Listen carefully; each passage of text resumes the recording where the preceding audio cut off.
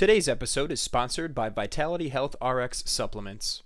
Whether you're an athlete, a busy professional, or just someone looking to prioritize health, Vitality Health RX has what you need. With premium ingredients and rigorous quality control, their supplements support your body's natural functions.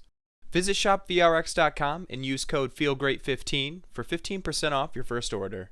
Thanks to Vitality Health RX for sponsoring this episode. Now let's dive in. Welcome to Feel Better, Feel Great podcast, episode 109, Wellness Blueprint, How Body Types Affect Your Health. I am Dr. Andrea McSwain.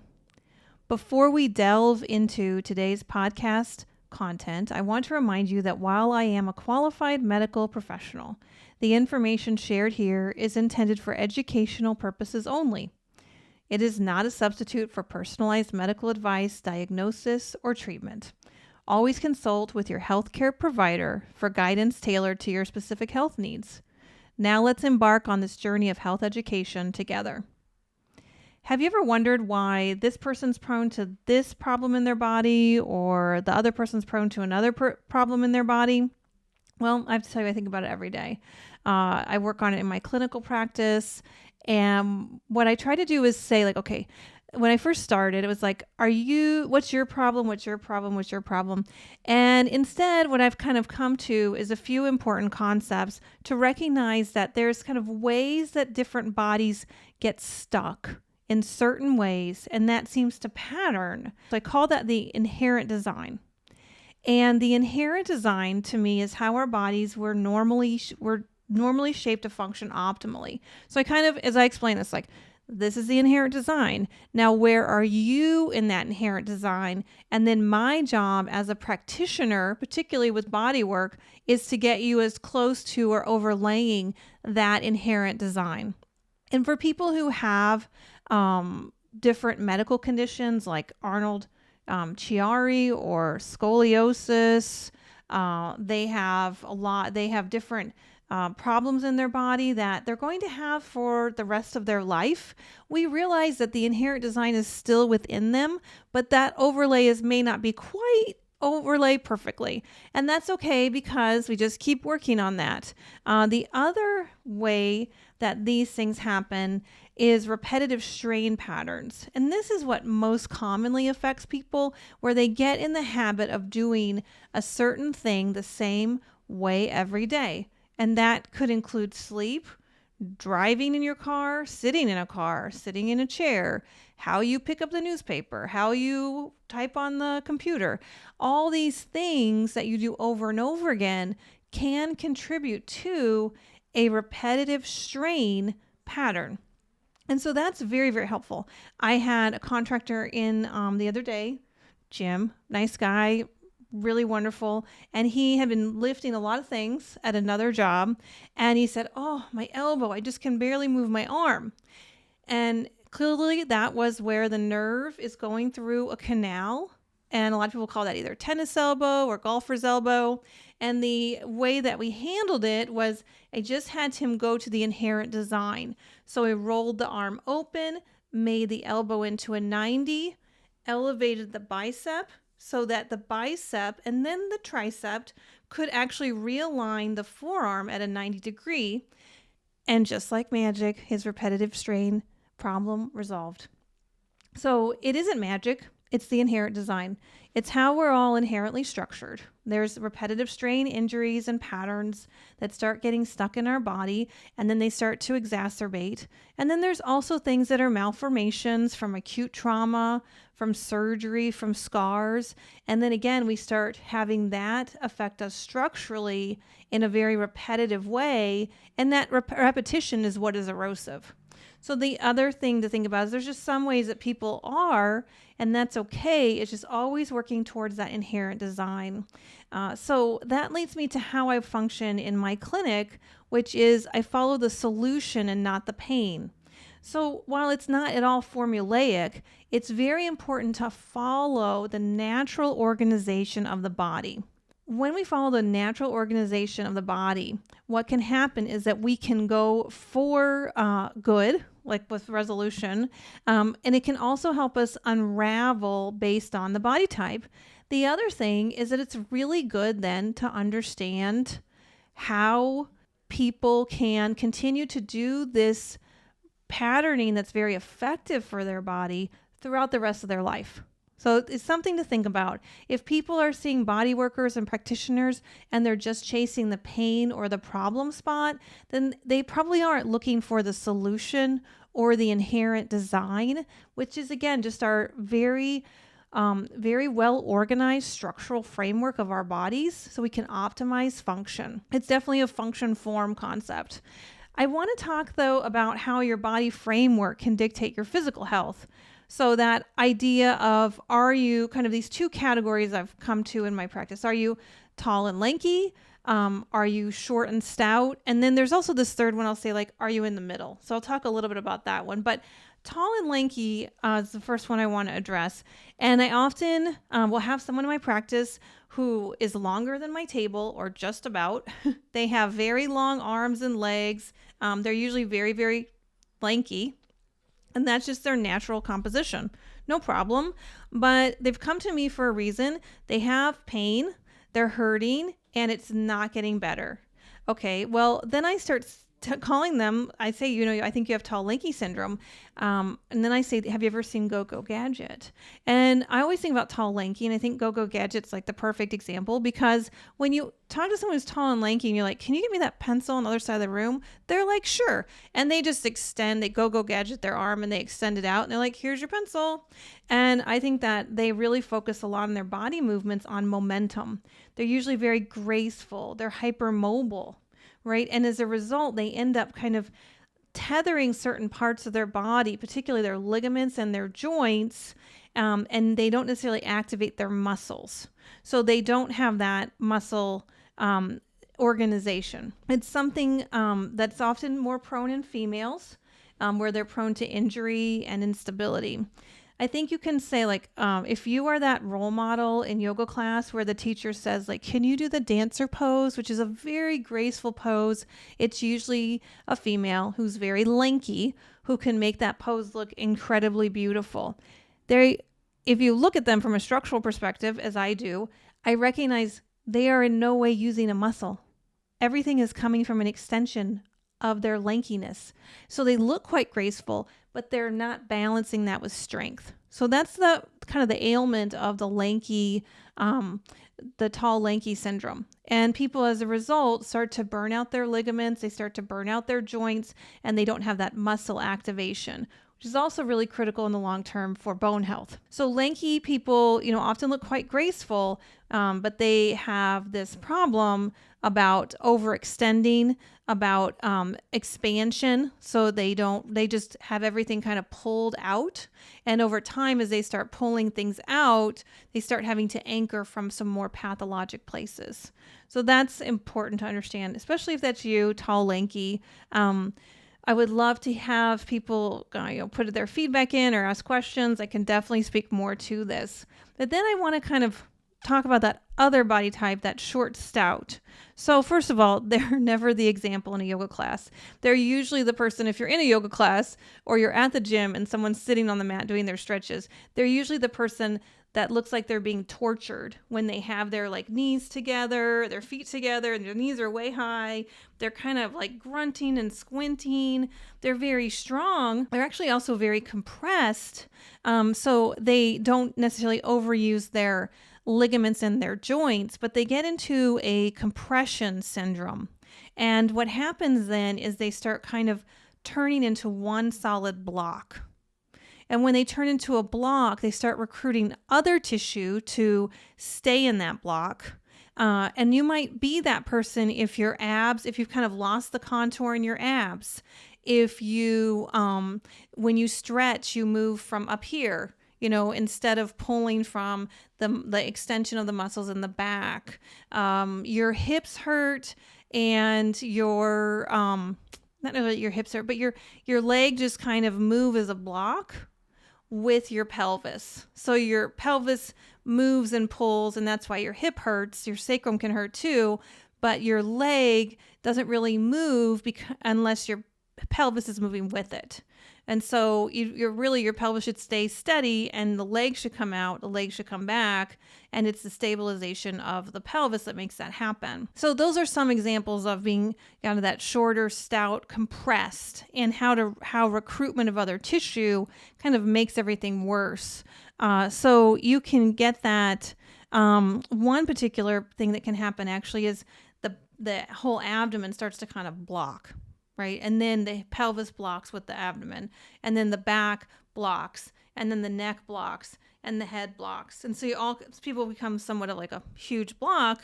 And so they've recruited all this other tissue in this compression way.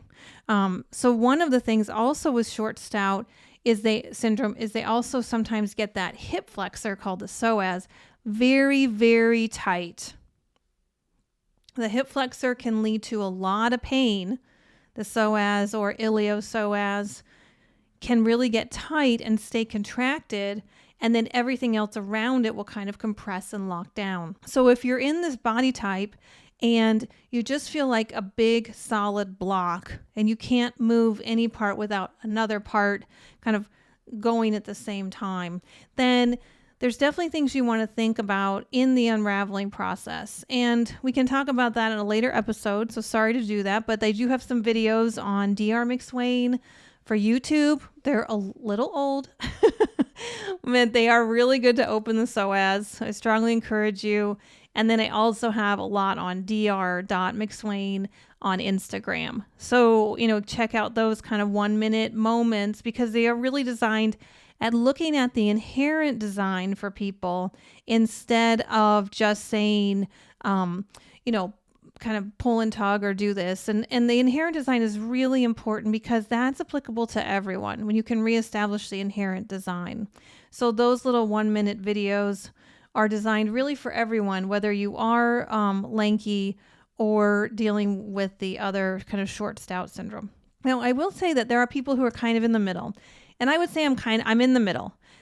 So my issue is a little bit different because if you think about the body having like the pelvis is the primary weight-bearing girdle, and then the shoulder girdle, right, is the secondary weight-bearing girdle. Okay, so within that you should have some contours like similar to an hourglass in general. But what can happen if you're kind of in the middle between tall and lanky and short and stout is that some things will move a lot easier and other things will move a lot slower. So velocity of motion within the body.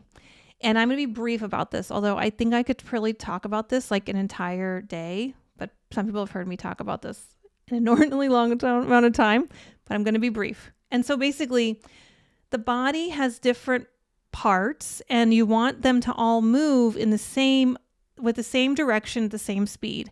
When people are kind of in the middle, sometimes their body type, they'll move one spot slower and one spot faster. And then as a result, they start to create this imbalance because of the velocity.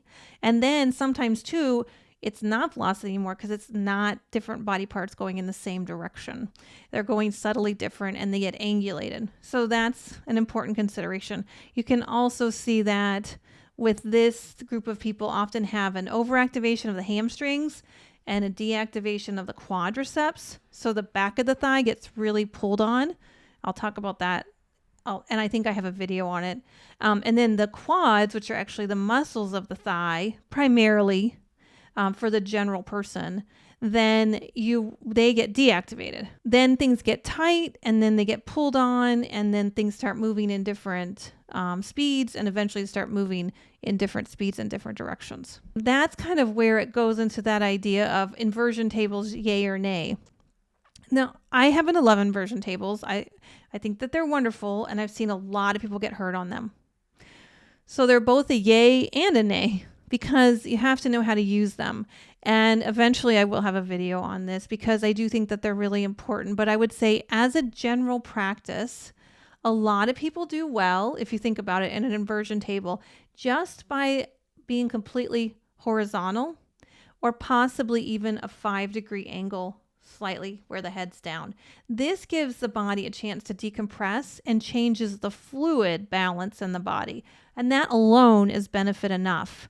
And I suggest if you're new to an inversion table, that's where you start, because then you can do that for a few, days or a week, and then maybe you go down another few degrees. When people get hurt, they will often go full throttle all the way vertical. And now not only are they shifting fluid, they're shifting velocities, and they're causing a lot of pull and tug in the body. So when that happens, people can get hurt, and that's the nay part of inversion tables. But if you're slow and steady and you allow for a balanced decompression, it will help the body get organized, and it really has a tremendous benefit for the long haul. I would say in general, most inversion tables are exactly the same. I mean, it's basically a teeter-totter. So, there isn't any one in particular. I don't necessarily advocate for one being heated or one, definitely not cooled. But basically they're just a board that's on a hinge. And you want to make sure you are being judicious to be able to hold on and just go a little bit down for a few minutes and come back up. Get reorganized, and this will help you in the long haul. I mean, I think it adds years to people's lives when they actually regularly use an inversion table. But you have to use it correctly. I've seen many people come to me injured from inappropriate use of an inversion table. So that was kind of a discussion about, in general, tall, lanky syndrome, short, stout syndrome, kind of in the middle syndrome, if you will, those different body types. I want to go into case studies on headaches for a few minutes and talk about like the lanky person and then the short, stout person. So the lanky person, so a 50-year-old female comes to me with headaches that pull into the left of the neck, right? So the person is like this. The person is right-handed. And when I look at the diagnostics, I see that they have been reaching with the right hand as their right dominant, and then they've been anchoring to the opposite side. So the problem is the pulling over here and the tightening over here. And so often what happens is people start to, they try to actually make this side shorter, because you can actually see that in people sometimes when they have this going on. And what really needs to happen is this side needs to be lengthened, so this side will come down and get shortened. But so often what happens is people start seeing the tightness here and they start pulling on this area. But that is not the inherent design. The inherent design is to create balance. And the reason there's imbalance is because this side is trying to anchor the person who has a lot of momentum and expansion capability. And so this side is also being pulled and tugged. So there is really no gain in isolating treatment here. And that's a part of the story. But I want to give you an example of that situation. Is it's actually the opposite side. And that's what happens with lanky people. Now so this is a 50-year-old female who comes to me, long hours of sitting. Headache is in the shape of a ram's horn. So it's a little bit different structure of the headache instead of the ones that I mentioned before. So it's technically called a ram's horn. It's a musculoskeletal inducing headache, and it is related to the compression of the hips, the abdomen, the back, the neck. And then as everything gets tight, it starts to not be able to weight bear or absorb the shock impact that needs to happen from the ground up in people or where they're sitting. And so they end up then kind of pulling into the head, and they get this musculoskeletal component because the muscles in the head start to get also recruited into this blocking compression issue.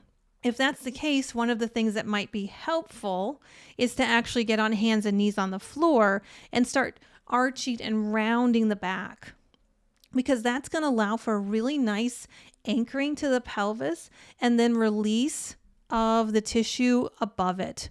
What sometimes happens is people start rubbing their back of their neck or rubbing in their head, but this is not the problem, right? This is the pain spot. If you look at the inherent design, you would then go to creating some more spinal agility, which would help decompress the person.